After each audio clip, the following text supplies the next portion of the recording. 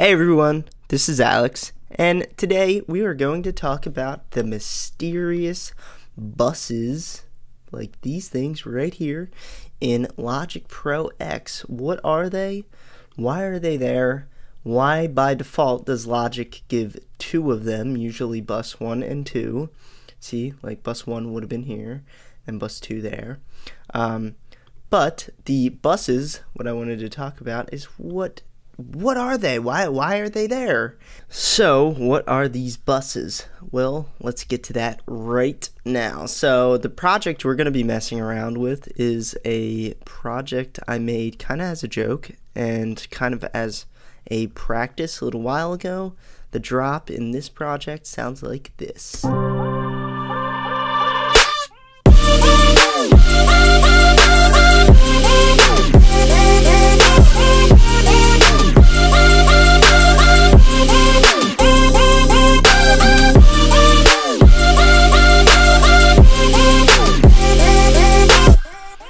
Okay, so it's just a lot of vocal chops, overlayered. The entire track was actually overlayered. Anytime you have 3 impacts on top of each other, 3 layers, 4 chord layers, actually 5 chord layers, wow. When you have to overlayer like that to get a desired sound, the idea probably wasn't working, which is why this song sounds like shit to me now. But yeah, I think overlayering, you shouldn't have to do that. If your idea that whatever's in your head, this is just like a side tip. If you have an idea for a track, whatever's in your head, which is probably an amazing idea because the art of music is the art of music. If your idea doesn't sound good with minimal layers, which this one didn't sound good with minimal layers, it's probably not that powerful of an idea. It's probably not that good, going to end up being that good of a song, which I've noticed happens to me all the time. And so what I ended up having to do is overwork this and layer everything to get a sound that I was searching for that didn't really exist. And now I'm just stuck with this, some sections of the song that sound really cool like this, some sections that sound really cool like the intro, but the whole storyline of the song sucks. The power of the song is a little too exaggerated. The layering is obviously a mess, but that's aside from the point. If your song doesn't sound good with minimal layers, a lot of layers isn't going to help the, isn't going to help the, what word am I looking for? It's not going to help the idea of the song. A good song should sound good with minimal layers, and then you layer it just to add like salt and pepper to it, maybe spice it up a bit, make it a little more special, but it's not going to fix a shitty track like this one, in my opinion. So, oh yeah, and that's all my opinion, by the way. So let's get to these buses. Sorry I rambled on that. So what are these buses? These buses are used so that you can add, they're mainly, in my opinion, I think they're the best usage for these are to use them for reverb. And the reason you would use a bus for reverb is so that if we look at this track, there's unfortunately 89 layers in this track, which I think is a lot. But so 89 layers, let's just say, 50% of them need a reverb plugin on it, probably more than that. So let's just say of the 89 layers, there's 70 of them that need a reverb plugin on them, or that need reverb, not necessarily a reverb plugin, but they need reverb. So I'm going to use a bus here so that instead of using 70 different instances of Space Designer, which is my reverb plugin of choice, I can just use one instance of Space Designer and bus all of those 70 tracks that need reverb to the Space Designer. Now, it kind of works like this.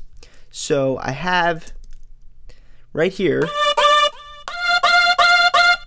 I have these tracks here. Oh yeah, and you can also busing delay, having delay on the bus works like a charm as well. But here's what's cool about this. So I have these leads that need the reverb. So what I would do is I would just go to a bus, like anyone that's unused. So look at all these. They're, for some reason, they look used up here, which probably means they are. Yeah, so these all look used. Logic by default will use bus 1 and 2. This one I used for some other reason, I forget why. But any bus that just says like bus 27 and then nothing else is unused. So you can pretty much use any bus. And then what'll happen is it'll look like this. It'll look like you'll see bus 27 and then no meter here. This meter is kind of like how much power do you want coming out of bus 27, which is over here. So right now bus 27 doesn't have anything on it. And now if we listen to these, let me turn off the delay because the delay kind of messes us up. No delay there. And no delay there. So now this is a completely dry signal. There is no reverb, no delay going on.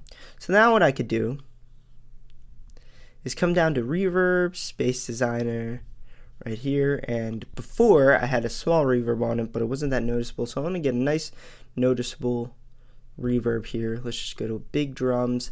And what's cool about buses is you can just put the reverb all the way up and you don't have to think about anything. You put the dry all the way down, but by default, when you add reverb to a bus, Logic knows to put the dry all the way down because that would make sense, because you don't want to double the dry volume. You want the dry volume to be 0.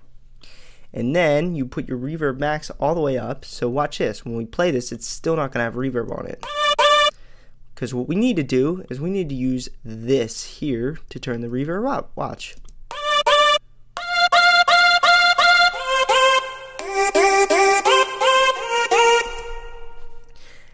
That's really awesome. So now I virtually do not have to add another reverb plugin throughout this entire project. I have these impacts which need reverb, clearly because my old bus, which was bus 19 with my old reverb, has, this has my bus 19 on it with the old reverb. I have all these with bus 19. This layer would need reverb. This would need reverb. These chords would need reverb, as you can see, bus 19. But what's cool about using buses, so say I add this reverb, which sounds like this, to these leads, and I want the every other layer to sound the same, have the same reverb. I would just add every single layer to bus 27. That way, instead of adding 70 reverb plugins to all the 70 tracks here, 70 layers that need the reverb, I can only add one reverb plugin and just bus them all to that reverb plugin. You save your computer a hell of a lot of CPU, like a hell of a lot. That thing, it does when, Macs do when a project gets too big, kind of like this one, is it will get, it will start overloading. The CPU will overload, and next thing you know, you can't even play your drop anymore because your computer just can't handle the drop. Because you probably have too many plugins going on. So this will save your computer a lot of CPU. But, of course, don't forget this. The reverb here has to be sidechained to sound good. So what you would do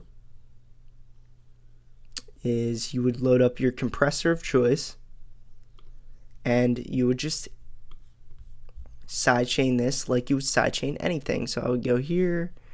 We're going to go to the kick. I hope this is the right kick. Then we're going to sidechain the reverb. Let's see if this is sidechain. And now every reverb, everything you add this reverb to, which is bus 27, will sidechain. Just like that. So now you don't need to sidechain all 70 instances of your reverb because you only have one reverb plugin, and you can sidechain it once, and now you can add this reverb to as many tracks as you want, save all this time, save all this CPU load, and really, really simplify how you add reverb and how you add delay or things like that. I haven't really found a use for a bus other than reverb and delays. So yeah, I would really recommend trying out busing to your reverb, so you don't end up with a million different reverbs. Plus, it always helps to keep your reverb consistent. So if your reverbs are all the exact same, your song's going to sound like it's in the same room, which is what you want. You want that. You don't want your reverb to sound like they're all over the place and they're all different reverbs. That creates a really big mess when it comes down to mixing, and your stuff can end up sounding really, really muddy and, I don't know, just really annoying. But I hope I summed it up for you. If I explained it well, please leave me a thumbs up and subscribe to my channel. I would really appreciate that. My name is Alex Jerome. Stay tuned for more cool stuff.